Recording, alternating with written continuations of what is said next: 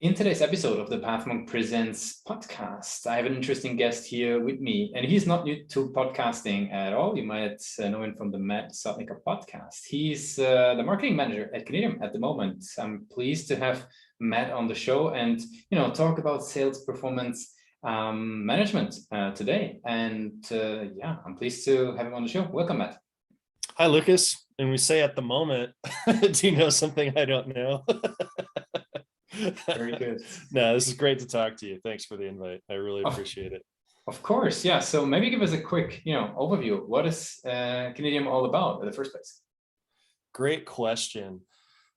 It's revenue operations and revenue acceleration. And you're going to see that hashtag a lot more on LinkedIn and across all the social platforms. But essentially, that's a great description because we work with sales organizations and finance organizations, and the software that we install, it helps the finance teams, helps the sales teams, and then that goes straight up the verticals to the top line revenue of a company.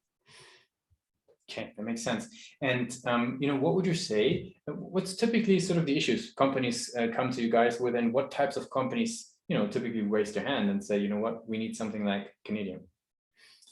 The issue is Microsoft Excel abuse, to really put a fine point on it. And it makes sense, right? Because if you're an organization and you're starting your journey, so even if you're a startup and you're moving forward, Excel is great for certain things. It's great for calculating budgets, things like that. But when people start getting into compensation plans for sales reps, or they start getting into pricing for very, very complicated supply chain issues, it just starts smoking. And so the problem is that there's two things we see. When we talk about commissions, for example, there's overpayments. And if we talk about pricing and quoting, there's like the simple fact is like the discounting gets out of control. And so we tell people, if you simply run an accurate CPQ or configure price quote tool, you're going to put 4% back in your bottom line because you get your discounting under control. And on the commission side, the thing that I love about it is the impact it has on, I guess, the human side of sales, because I had a sales manager years ago and he said, you never mess with people's money. And so if you've got a salesperson out there and they're selling, they want to know what they're getting paid and why. And they don't want to have any uncertainty about that. And one of my people on my team, he left a company because he fought for 8 months to get his commission paid. So, that was years ago, but he was a top sales performer. And if people are if it's all about distraction, right? If they're distracted from what they're good at and they're worried about what they're getting paid, the trust, I could go on for hours. I know we've got 20 minutes, but the trust in the company and the belief in it, and it just allows people to focus on what's important. Makes sense.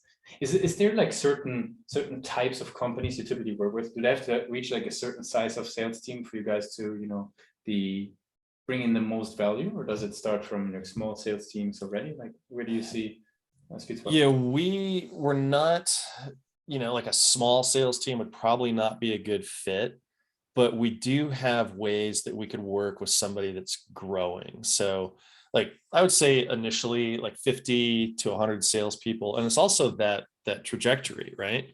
So if they're onboarding a bunch of salespeople or the sales are increasing, there's going to be inefficiencies that'll be exposed. And so it's always worth a conversation, because at some point, and that's what I love about Canadium, is we'll tell people if we're not a fit. And there's a certain point where, yeah, using Excel to calculate your commissions or your pricing makes sense from the size of your business, but we'll tell them when they should really start looking at moving to a better solution to scale. Because, will it transform your business?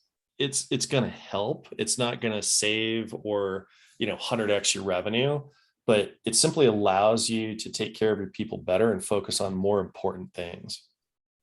Very good. Now, you obviously took on marketing for Kinetium. So what would you consider is the typical journey of somebody getting started? Or in other words, what are the client acquisition channels you guys leverage for growth? Yeah, the journey is helping them with that unconscious awareness, right? What they don't know, what they don't know. And when I took over this role, we had a lot of amazing content, blog posts and articles that if you kind of knew what the problem was, our website would be very, very helpful. But we didn't have anything that would be like in the marketing funnel, the pre-awareness, right?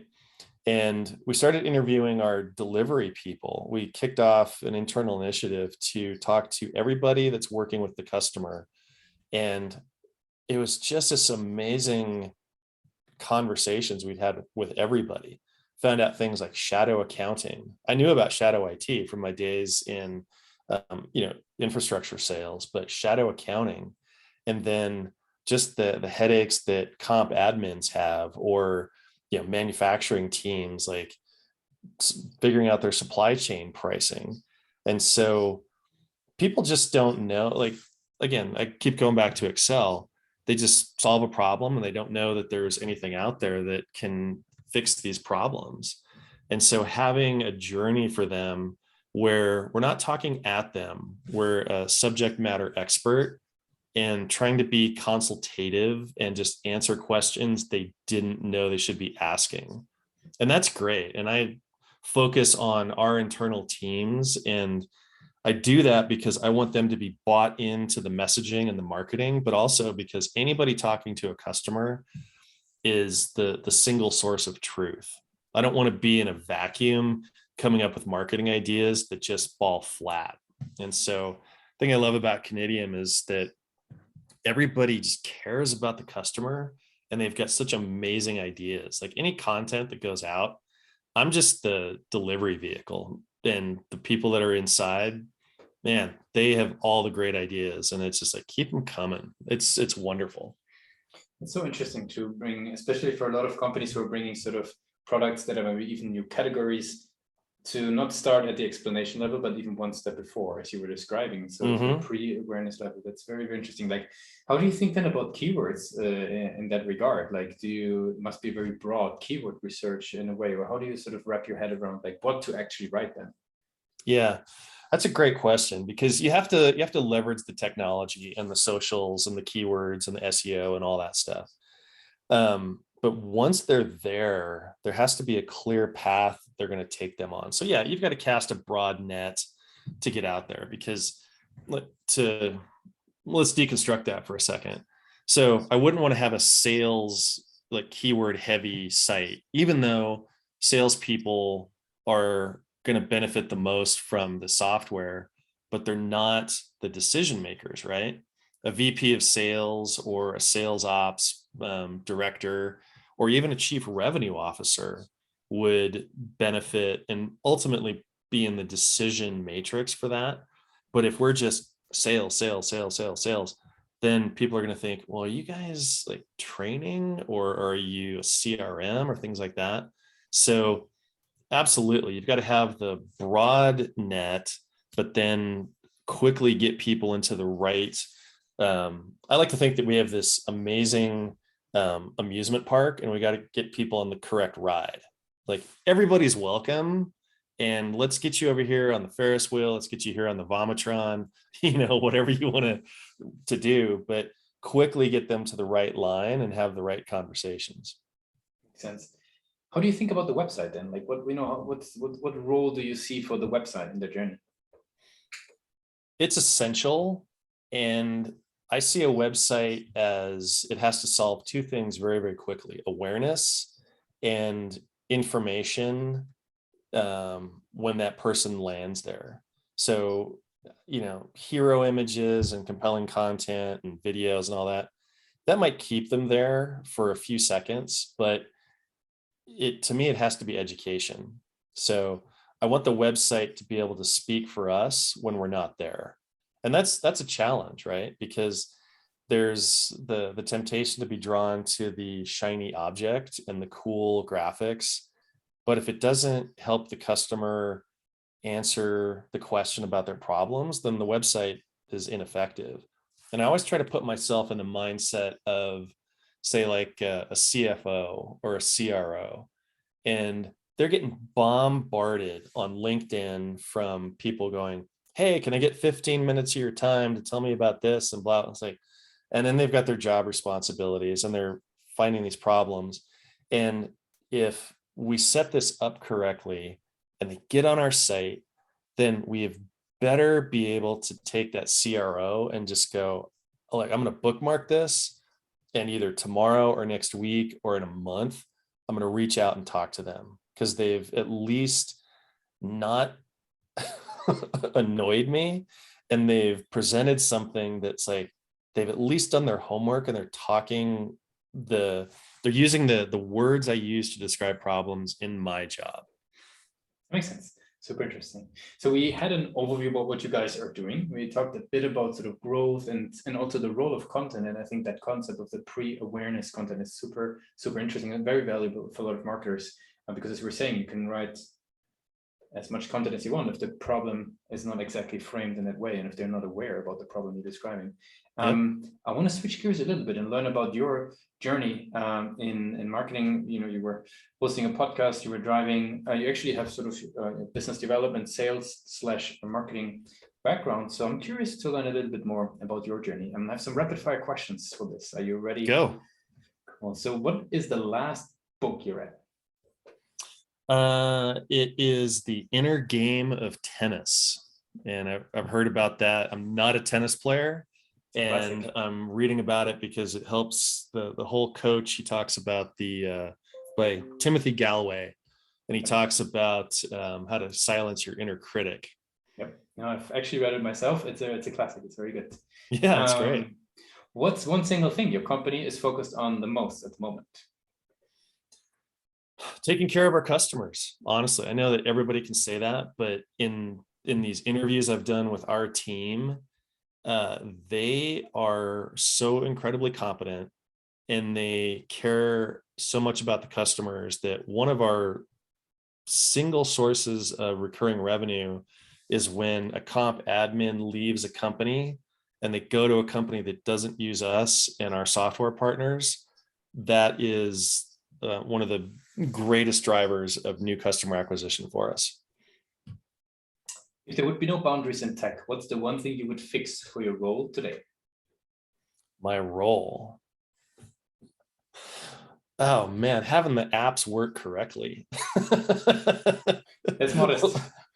Like, when people talk about machines taking over the world, I'm like, Google Voice can't even, text you correctly. Like, as soon as they figure that out, I'm not worried about, it would just be, but to answer your question seriously, it would just be having access to information at the speed at which the human brain works. Like, I spend time even trying to be organized, like, wow, where did I put that? Like, I thought I had the right file naming convention, and hey, did you email me that, or did you chat it to me? Or like, I know, it's like, just where is the stuff?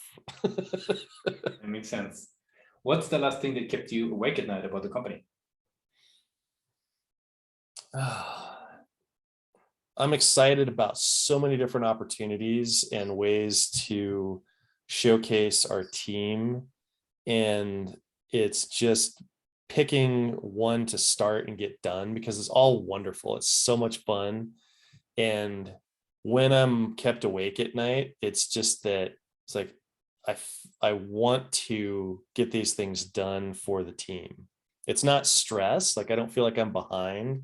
It's just that I literally, honestly cannot wait to get started each day and hammer these things out, because I just want to tell our story about our people. And I just get frustrated that I can't do it at the speed in which I want it done. but it's just, we've got so many cool stories to share, and I'm excited just to get them out. For the very last question, I'd like to bring you back to the days of Colorado State, if you allow, right? Now, you're heading off the University of Pueblo, I think is the way I say it, right? So Yeah. now you're heading out of formal education and into the world of, sales, also engineering, obviously, and marketing and growth. What's the one advice you would give yourself for your journey? Well, back in the days when I was younger and perfect, I thought I knew everything. And the universe and karma is a great leveler, Lucas. Like, it'll smack you around. If my younger self would listen to my older self, which I seriously doubt, I would say, don't act like you know everything. Shut your mouth and ask for advice and ask for help. That's very clear and straightforward. Matt, I really appreciate you took the time with us today to be a guest on Pathmark Presents. I want to give you the very last word. If somebody would be forgetting all about Knedium, what we discussed today, what's the one thing they should take away? Talk to our people, and we'll be honest if we can help you or not. And if we can help you, we're going to have a huge impact. Seriously, they're legit. Thanks a lot for being a guest on Pathmark Presents. Thank you.